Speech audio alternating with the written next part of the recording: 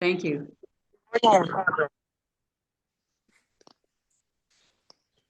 Okay, so I got it. Yeah. And I have to join at the You have bottom. to share your screen, green one, yeah. Select your presentation. Photo magic going one on the right. Oh, this one. Right, here we go. You see, I'm a bit of a Luddite. For those you go out in Zoom land, you may want to select your speaker view. Right. Just talking to those people out there. Okay, so welcome everybody. I'm talking to two audiences at the same time. It's kind of odd, so this is a bit new to me. But basically, for the last 45 years, since I first, sorry, the last 45 years, I've been going back and forth to England, visiting family. Oh dear, I'm going to try and stop this. So over the last 45 years, since I first came to Canada, I've been going back every year, actually every year. And the first maybe 20 years of the back and forth was just, I was doing travel stories for newspapers and cover some of my costs and visit family. And I didn't really do any bird photography at all. The last 15 years, I've started to take a camera with me and photograph not only people and places, but also some of the birds. And this is a compilation of 15 years of going back and forth. Sometimes I took a proper camera. Sometimes I just took a point and shoot. And so there's a variety of quality and a variety of subject matter, depending on what camera I had at the time. But none of it was really like you would go to Costa Rica for 2 weeks and see 400 species of birds. It was whatever I saw, whatever I could find on eBird. And also I joined Birding Pals, which is a non-profit organization where you can meet birders from the place you're visiting, UK in my case. And I was quite lucky and met a number of people in various parts of the UK who took me out birding for the day as if you would take me out to Rifle Bird Sanctuary. And I actually have people come here from all over the world and I take them out for the day. And they love it. They get lifers left, right, and center. A robin is a lifer. You know, red-winged blackbird is a lifer. So basically, these photographs we're going to look at are a collection, and I've tried to break it down into regional areas. So those of you who come from the UK will know, and hopefully you can live vicariously through my travels, and you may have visited many of these places. That actually is of a bow of a rowboat. I'm also throwing some trivia into this whole presentation. Example, a lot of the birds which we were going to see have been named and renamed and had their names changes. And as you know, there's going to be a lot of changes in names of birds coming up real soon. And part of this presentation will explain some of the changes of birds' names. This is the Farne Islands. I'm just going to throw these pictures here at the beginning, just to explain to you that it's cheaper to fly to the UK and see the puffins than it is to fly to Newfoundland or Nova Scotia. It's way cheaper. Just fly to Manchester and it's a quick 2-hour drive to the Farne Island. So what I've done also is I've written on the presentation information about the slide rather than me read it, which is one thing that drives me nuts when I see presentations, that somebody will stand in front and read what's on the screen. I've actually put the information up there so you can read it yourselves. And I've tried to. I know it sounds ridiculous, doesn't it? But how many slideshows have you been to where somebody puts something up there and then they read it to you? So none of that. So this is the UK, Scotland. That's another slide presentation. I can unhook this from my finger. So the idea is we land in Heathrow Airport. A lot of people go to UK, then they transfer to Kenya or they transfer to India. You might have a 3 or 4 day layover or just one day. And we're going to start off with places to go around London. This is St. Albans. This is all the gravel pits which are around Heathrow Airport. And then we're going to go to the Brecon Beacons, which is where I went to school. And then to the Forest of Dean, which was planted by William II and harvested for the oak trees were harvested for to make the Armada. Then we're going to go down to Slimbridge, which the rifle is based on Slimbridge's plan, and down to the Somerset levels. This is where the rocks and Stonehenge were brought across here and up to Stonehenge, the blue stones. And then we're going to go up to the Wash, which is on the East Coast, and a little bit down here into Norfolk. The birding on the East Coast is spectacular, completely different than this area here. And then at the end of the slideshow, I've just thrown in a quick slide presentation about the Farne Islands. And the reason I put it in is you can fly to Manchester and just rent a vehicle and be up there in a day. And you can go out into here and see the puffins. It's like $25 to go see puffins. Maybe it's gone up a little bit. But it's a real inexpensive way to see puffin colonies. And if you go further up the coast, you've got the gannet colonies in around the Humber, Bridlington, and then Spurn Head is another. So when there's the bad weather, this is a great place, especially in the spring and the fall.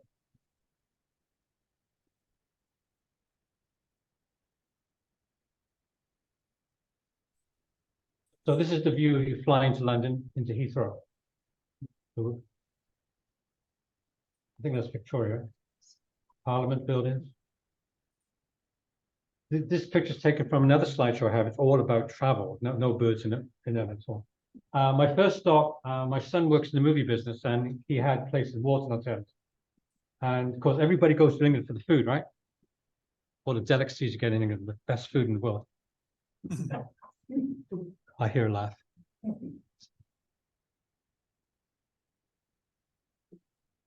So Richmond Park is right in London. It's an amazing place, like Stanley Park, but it's probably a little bit bigger.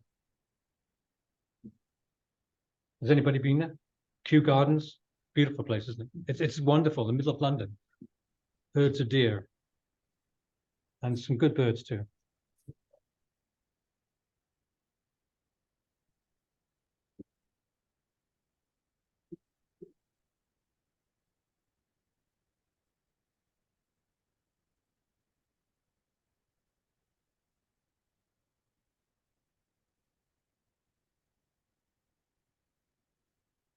So when I travel, I try to plan ahead a little bit and have a couple of days where I meet local birders through the birdandpals.org. It costs $10 a year to join.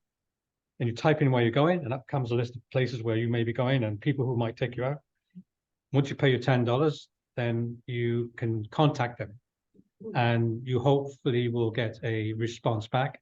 These two gentlemen picked me up, turned out to be the county registrar of birds, which is the #1 bird guy in Middlesex. So he knew exactly where to take me. So this is our walking through the forest. And there's the badger.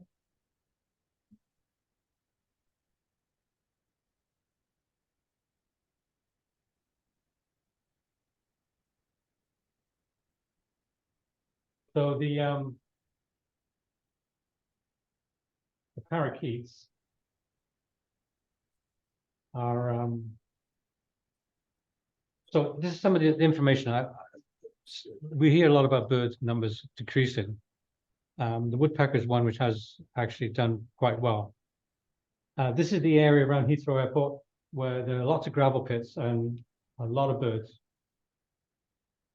There's some Mediterranean gulls there. But the bird I wanted to see was the tree sparrow. It's in decline.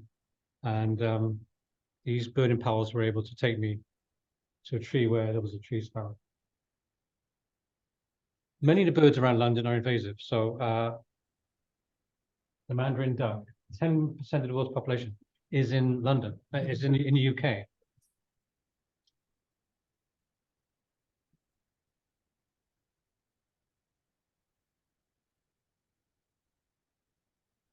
And this character is one of the more interesting. Population of 30 to 50,000. And it's amazing being in London in the park and suddenly 40, 50, 60 of these birds fly over your head. It's quite spectacular. But they take the cavities of the woodpeckers and the nuthatches. They can survive because where they come from is very similar climate in India. They come a very similar climate, halfway up the side of mountain slopes.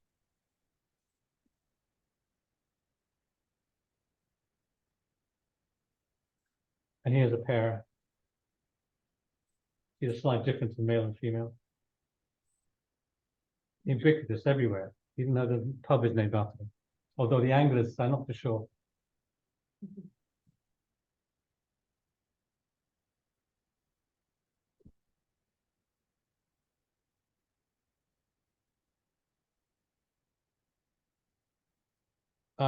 Growing up in the Brecon Beacons, there were very, very few of these birds. When I got out of the plane at Heathrow Airport, I got out of the terminal, and the first thing I saw was a red kite, right in Heathrow Airport area, and they are everywhere. It's quite spectacular to see them.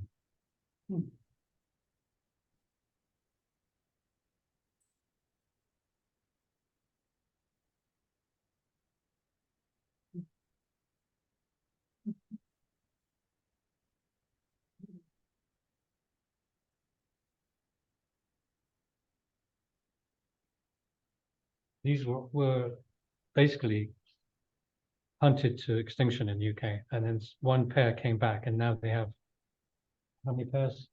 150.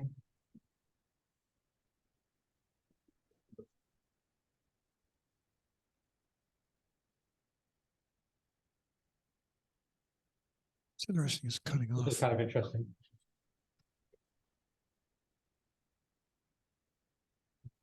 This name changing of birds, which is coming up pretty soon. I think 40 species are going to be changed, and it's been going on for a long time. Yeah. But this species is doing well. Climate in England has changed, somewhat like Canada has changed. It's warmer, it's wetter. But some of the losers.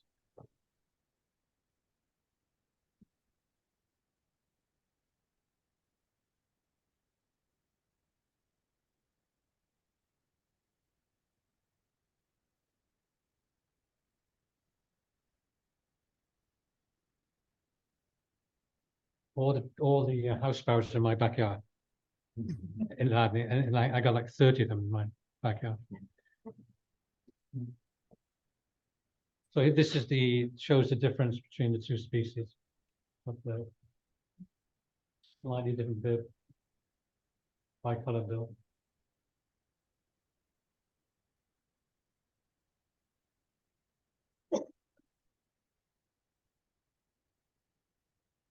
One of my favorite birds in UK, and one day I heard on the eBird that there was a Dartford warbler, and just the whole name Dartford warbler sounded so interesting to me. So I drove up to Cheltenham from the Forest of Dean, it's about 20 miles, which is a huge distance in England. And after several hours, I was able to find the Dartford warbler. So these are two most popular birds in the UK. I love the chaffinch. It's beautiful.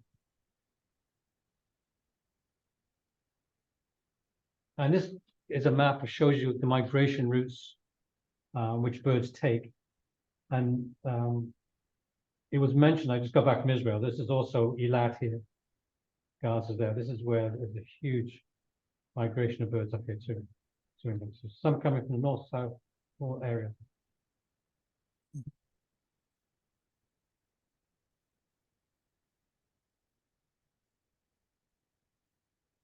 So this information is out of date already. So how birds coping with the change of climate. And when I got to Heathrow, no, I'm joking. I saw this in a bird observatory. It would have been nice if it wasn't Heathrow, right? You could sit there and figure out where you're going to go.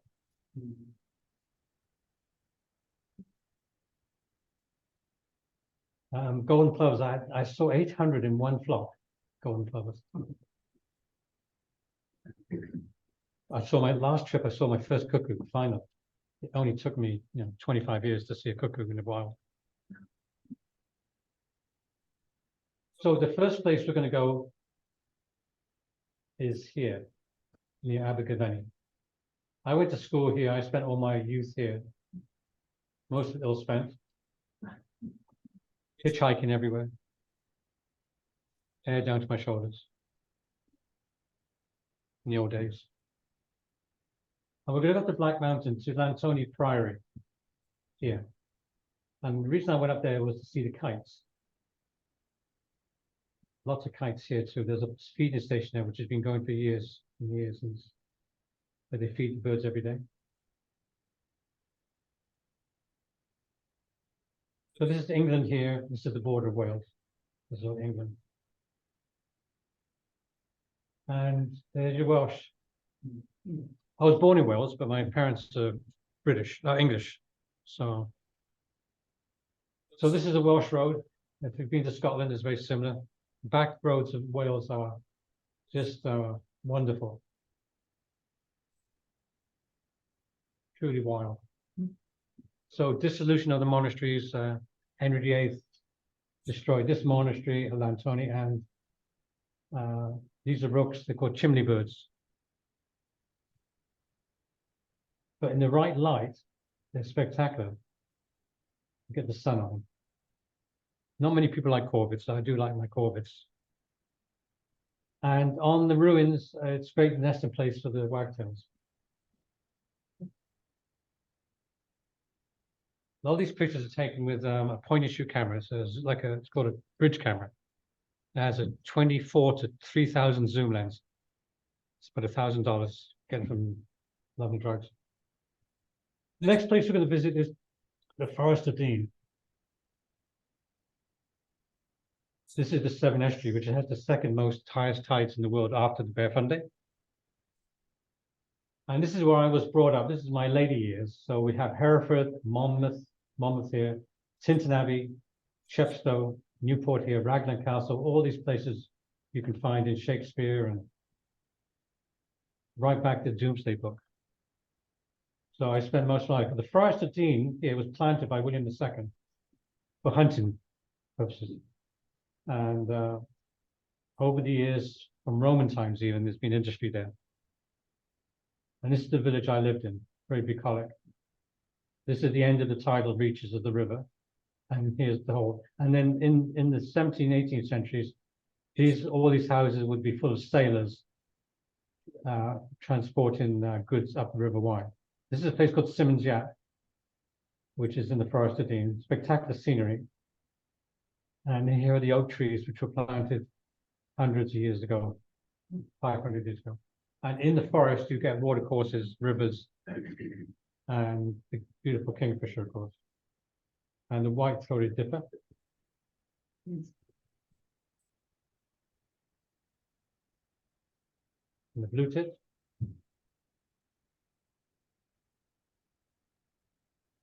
And the great tit. These are common garden birds, but these are all probably taken in the forest. The long-tailed tit. Looks like a bush tit, doesn't it? And the chipchat, which is one of the first warblers which comes back in April, end of April, middle of April. And they have a willow warbler, looks very similar, but comes back a little later. And the only way you can tell the real difference is the song or the calls. And the blackcap, and sometimes the blackcap, they'll stay the whole winter. It's mild.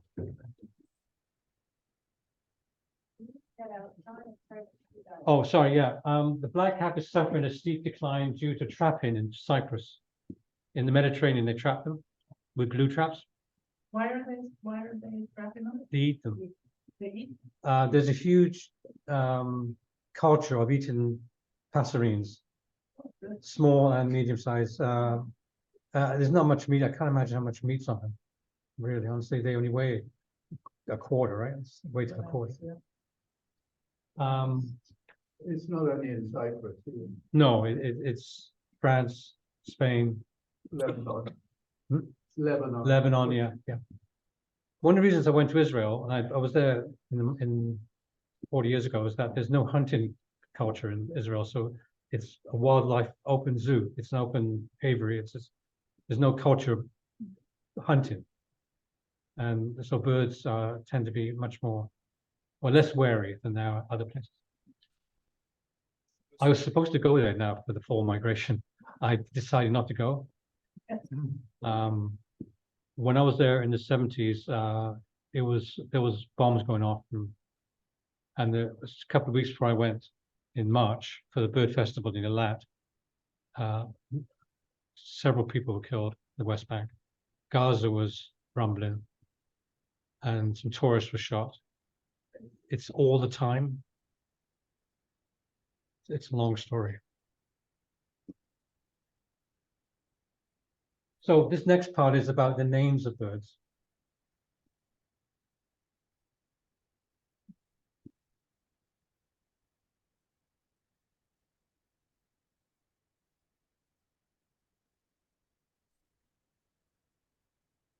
Everybody read it?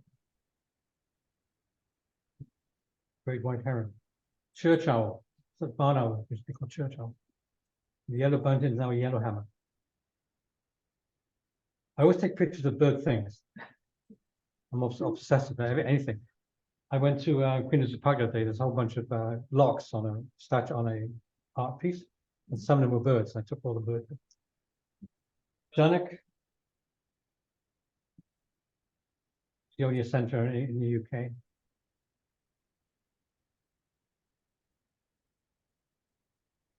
You can see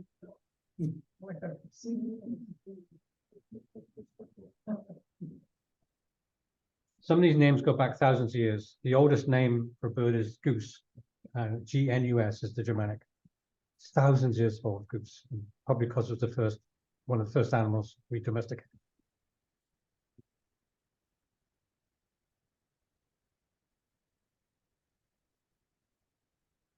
So their siskin over there is a little different to ours. It's quite a pretty bird.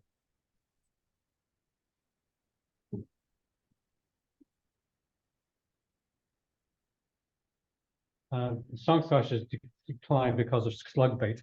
People put slug bait in the garden and it kills them.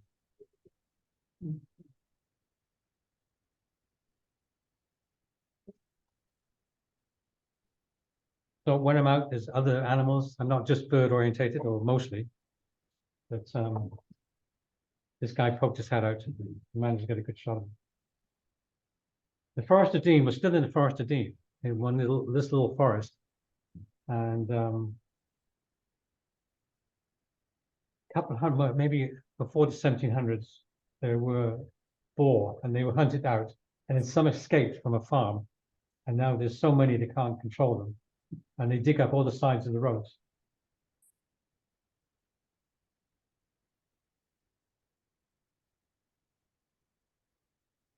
So one of my favorite places to go with a bird is in an orchard in the fall. If I can find an orchard.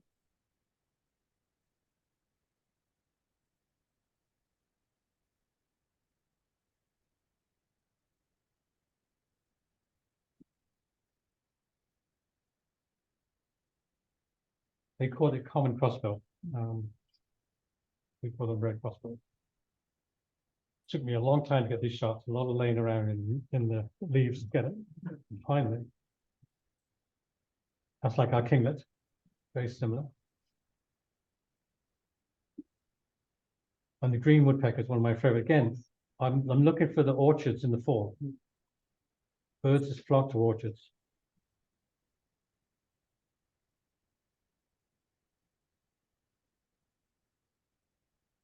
Okay, I took this picture's hawfinch. I put on eBird, and within 5 minutes, I had a letter from the email from the Hawfinch Society of England, UK. saying that this bird is the first bird ever seen in that area, which I don't believe, but it was the first recorded one. So its distribution was now wider than they thought. I just don't think anybody had birded where I was birding. Same orchard. And the jays, well, the jays, I mean, they're nasty birds to the little guys, little birds, but beautiful. This was taken at a lay-by. I pulled in off the road, and there was a garbage can, and above the garbage can was the kestrel. And the magpie is taking, symbiotic relationship is taking material to build a nest. And these are rook nests. And there's a relationship between the mistletoe, which grows on it, and the mistle thrush, which used to be called stormcock. And I don't know if those of you who birded in England or lived in England have heard a mistle thrush. It's a loud, aggressive, and when it's protecting its mistletoe, it makes raucous noise. And it used to be called stormcock. Beautiful bird.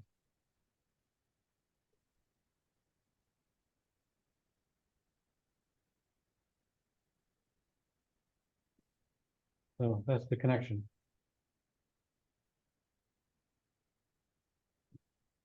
And in the Forest of Dean, we're still in the Forest of Dean, there's our good population of roe deers. Now, Somerset levels, Glastonbury, Avalon marshes. These are very low-lying lands, much like Delta. There was some awful flooding there a couple of years ago, maybe 8 or 9 years ago. Thousands of people were flooded out of their homes. It's built in a marsh. And the Stonehenge, part of Stonehenge was floated across to here and up to here where Stonehenge, oh here, Stonehenge around. It's just south of the Western Supermare, and it's marshland, and of course people have built on it and they get flooded out. And they wonder why.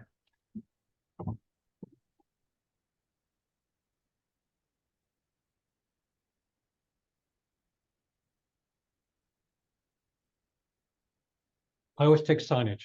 It's important to take signage so I can remember what I've seen and I can use it in a presentation. And here's Glastonbury Tor. There are ley lines between Glastonbury and Jerusalem. They intersect across the globe, and it's highly, for some people, a very spiritual place.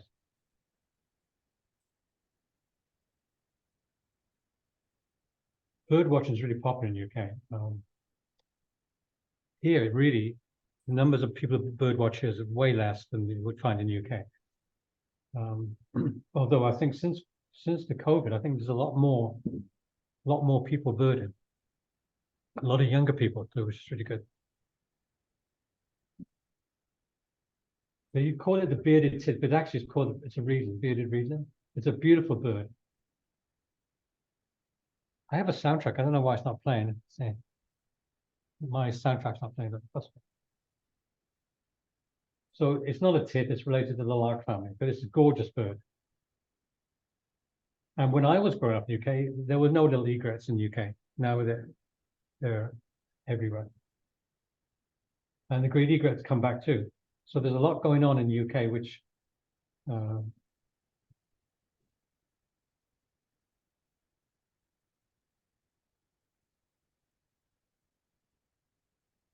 so those of you, during the war, they built lots of barricades along the East Coast to stop any invasion, German invasion.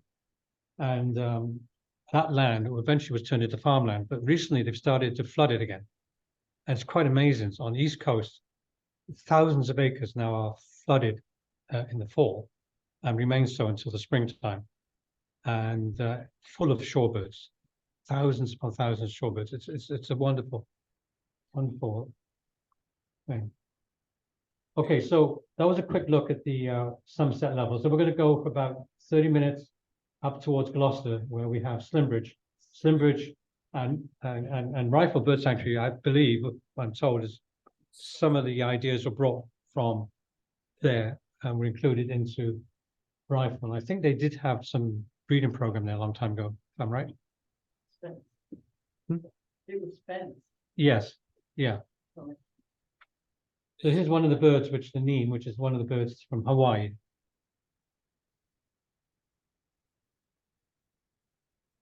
Everybody read that? So this is the Severn Estuary, which runs right to the side of Slimbridge. The tides are huge there, 20 feet tides.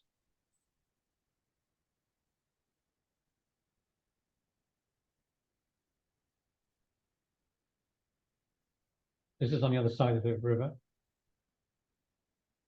And every picture tells a story. So I get there at 6 o'clock in the morning, hoping to get in. It doesn't open until 9. I got 3 hours in the parking lot. I get one goldfish fin shot out of it.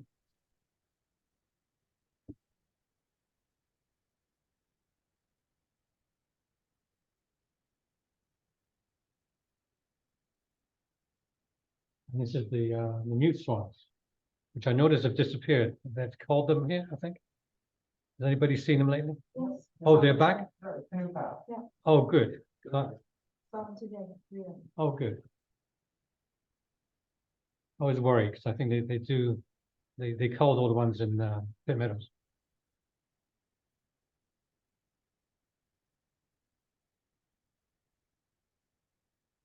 So the common crane, somebody was asking what crane it is, common crane. Again, it was a great delicacy on the plate, on the tables of the.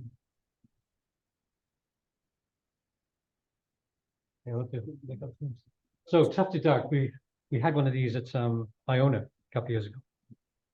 So they're very common. There's the golden plover flock, 800 somebody counted.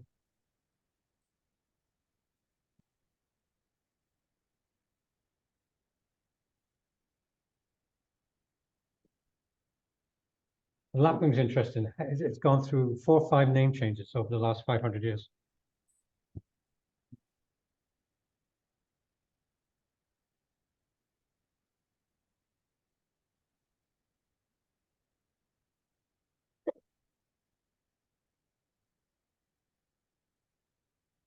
All these changes.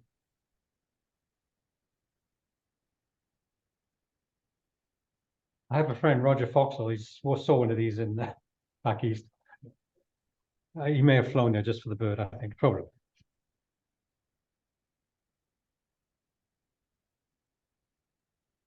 And I'm surprised that some of the birds I thought were common are actually not doing so good, not doing so well. And then we're going to take a trip to the other side of the continent, of the UK.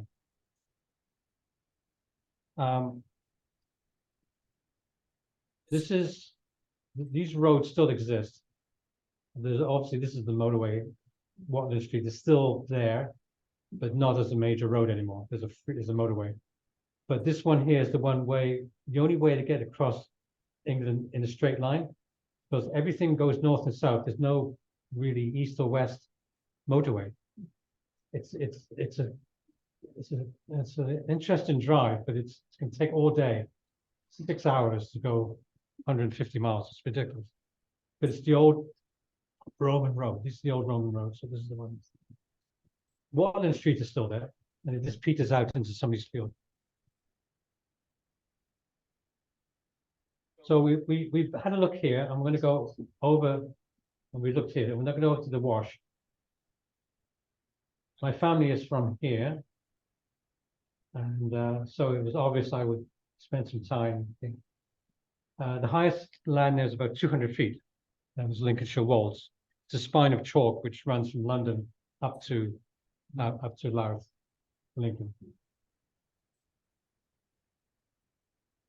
Heavily influenced by the Dutch architecture.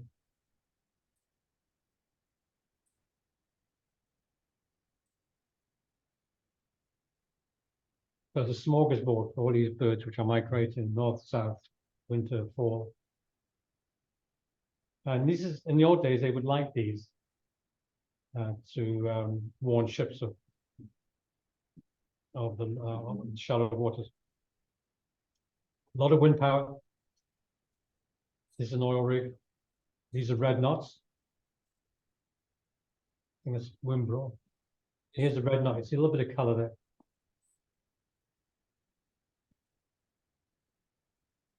There's one here. So it's 144,000 apparently. Very common bird. In the summer and the breeding season, its appearance is completely different. This is the winter appearance. And here's the, and gold is Cornish Gaelic, the old Gaelic from Cornwall.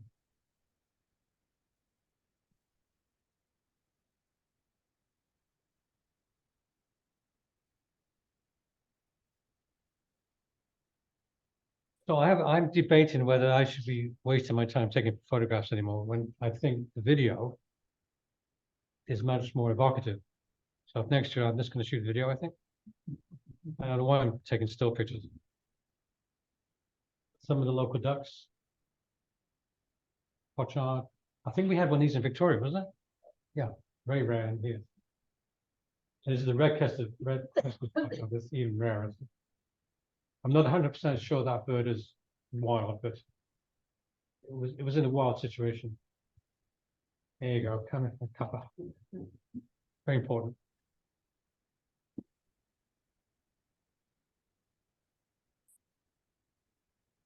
Brampton is this is part of the area which was recreated back into wetlands. And I had sand martins. I thought it's a lifer, sand martin. No, it's the bank swallow. Wasn't a lifer, but still.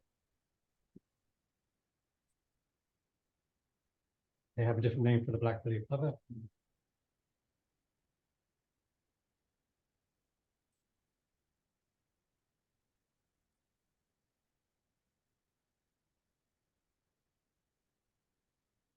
Little stint. We're waiting for one here, aren't we? Grant. It was nice to see one here. They do occasionally come here. That was taken without zoom lens, so the inexpensive zoom lens.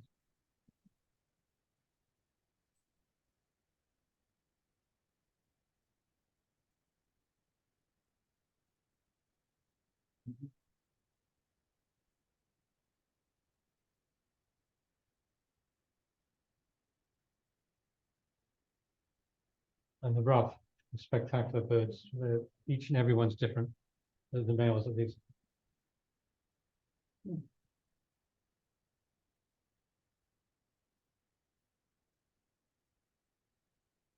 And there's a place called Skegness, which is an old Victorian holiday resort type place, bed and breakfast everywhere, amusement arcades.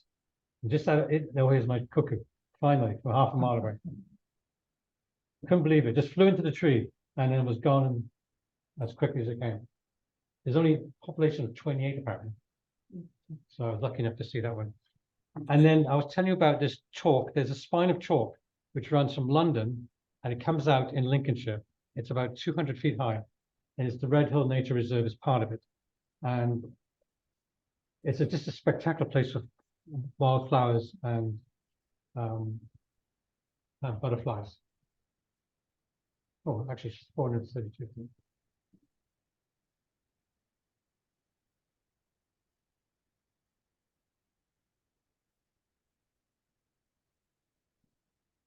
The UK is intensively farmed. A lot of the old hedges and look at the decline of this bird. They just don't have anywhere to go. There's so much monoculture. And there's this field of cabbage, maybe, I don't know, pumpkins.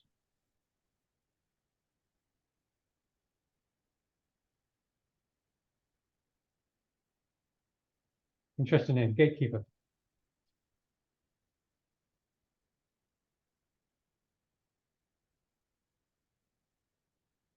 So all that area was just covered in butterflies and just spectacular. Spent a whole day there. It's such a small area. It's quite pathetic, really. And all around everything, it's just monoculture. The same plants and same crops. And this is where the yellowhammer hangs out. You know, last bastion, really. This bird collapsed, its population collapsed. Nobody knows why. This is the, I was talking to you about the battlement. This was a machine battlement. And this land here was to have a good view of the enemy as they arrived, which they never did, of course. But now in the winter, this all gets flooded. And it's spectacular. And this area is Boston, you know, which is Boston, Massachusetts.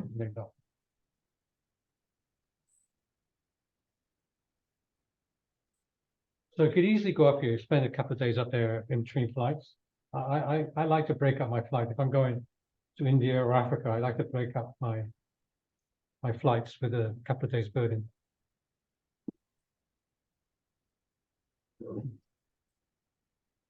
They're not serious, they're just playing around.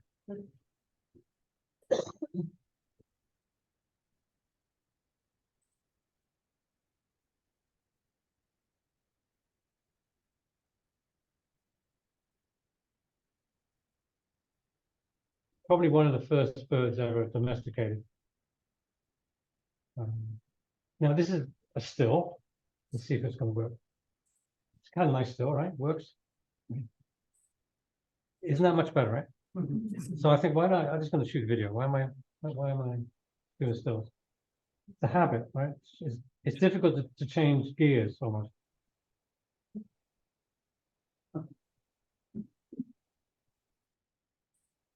With sandpiper, I saw these in Israel. They were migrating through Israel up to Europe. And anybody been to Hunstanton? It's one of the few places you see the sunset on the East Coast. Spectacular landscape. And I didn't realize it, but up here were these northern gannets. And these were taken my point and shoot camera, like a $300 camera, because I didn't have my camera gear with me. I didn't expect to see any birds there. And then on the shore there was red shanks, oyster catchers. I'm kind of kicking myself, but anyway, I just shot with a little camera.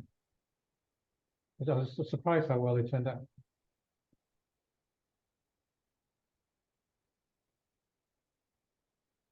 Another linnet.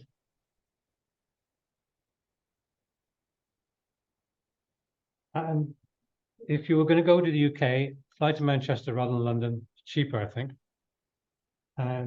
Or you could go to Belfast and then go up to see the Giant's Causeway, and then go over.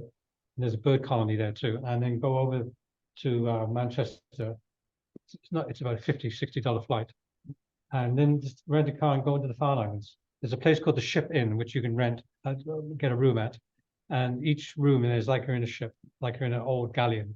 It's really cool, and you look out over the harbour.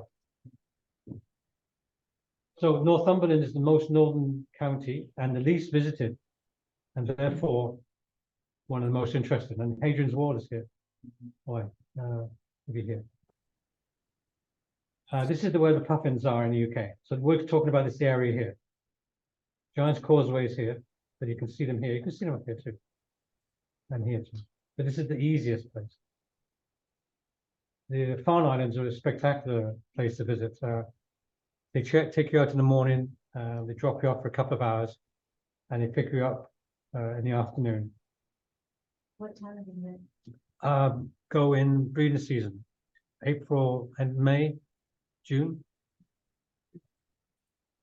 It's just the Farne Islands, just Google it. And here you can rent a boat. And let's see, this tells you the price. Because you got to take the price, but 1 to 5 hours approximately. No price. Obviously, it's changed now, but I think I paid £25, which is a steal, right? You get off there, you go on the island, you can walk around the island, they come back several hours later. Wear a hat because the terns will come down and protect their nets. These are eider ducks, almost wiped out because of the use of their feathers for pillows and bedding. They've come back now. These are some of the species you can see on the island. Now, there has been, I understand there's been some bird flu over there. So there has been a lot of birds have suffered, especially gannets. In some places, there were too many birds on too little two little areas. So it could be nature's way of trying to get a balance. Here's the boat. Not a life jacket inside. I'm sure they were, but no. Here's all the guillemots and razorbills. Oh, then you get on the island, you have to pay £5.40. Big deal. Probably £10 now.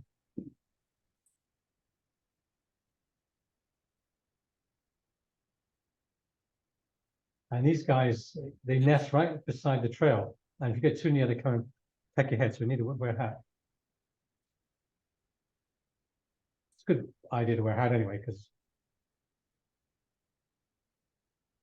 now there are other terns there. I wasn't a good enough birder at the time to tell the difference, but I'm sure there was roseate terns and other terns. So the puffin, we know it looks like that, but it changes for the breeding season into this bird we recognize. Catches underwater. These nests on the island were made from rabbits, which the monks who lived on the island brought in for food, and the rabbits burrowed these nice tunnels for the puffin.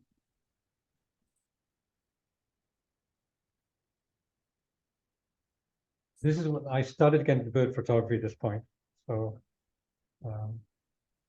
you go on the island, it's a spectacular experience. Wow.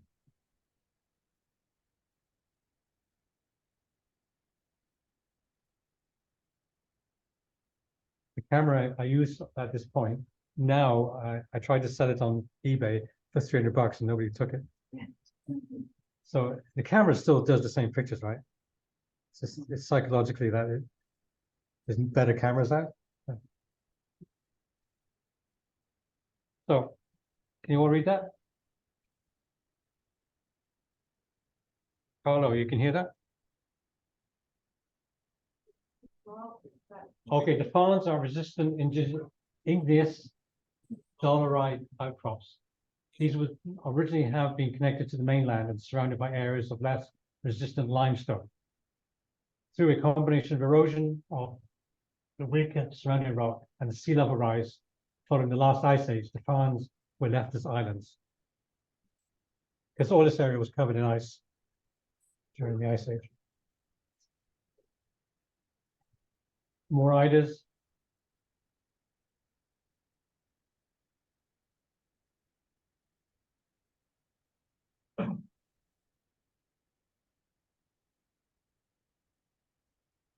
Waves.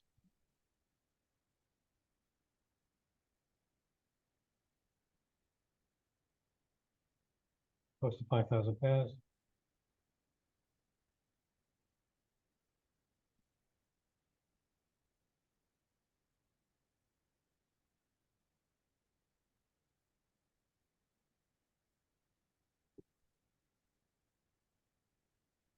Really difficult birds.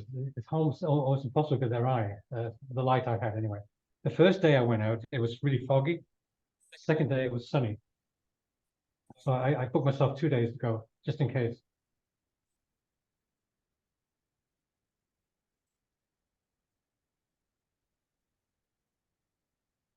These are big animals, 600–700 pounds, if not bigger. Selection of the birds. And for those who like a good read, this, you know, we talked about some of the name changes of birds.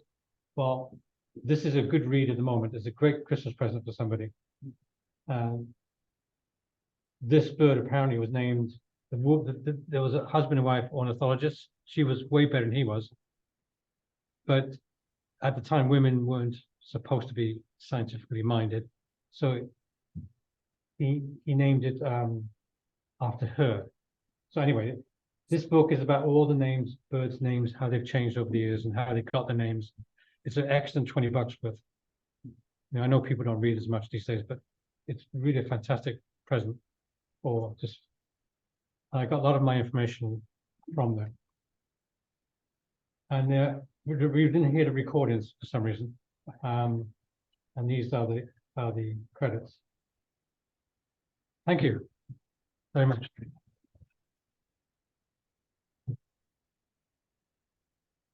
I'm losing my voice a little bit.